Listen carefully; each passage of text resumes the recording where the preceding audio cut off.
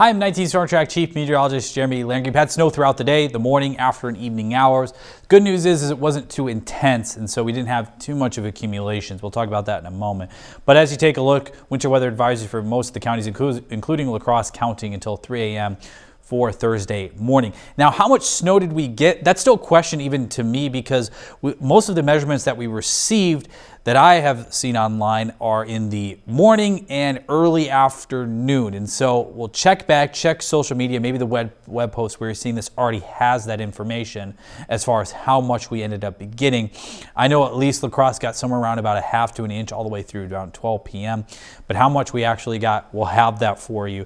Other than that, additional snowfall through Thursday morning. This is about at 6 p.m. for Wednesday night. As far as how much we could end up getting more of, would be a half to an inch. Anywhere south and southeast could get up to around 2 inches of snowfall additionally from what was already fallen. Tonight at -2 degrees, snow will end around that 2 to 3 a.m. where that winter weather advisory is done.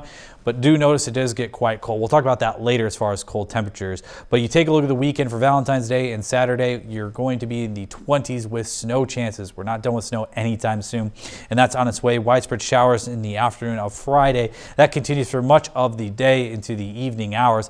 Once you get to overnight, there's going to be some questions because a secondary band starts to develop, but take a look how thin this is. I mean, you're talking about a very sharp decline in heavy to moderate to light snow, but then you'd be talking about totals as well as a sharp decline. And this snow band continues for quite some time. You start around 2 to 3 a.m. It's still 8 a.m. and you got some of that left over. It doesn't fully move out until about 10 to 11 a.m. for the rest of the day staying dry. And so whoever's in that band, you're going to get more snow. Now, the good news, or the more telling thing, is 2 inches. We look pretty high in that probability to get 2 inches for much of the Coulee region, and that's because of Friday showers.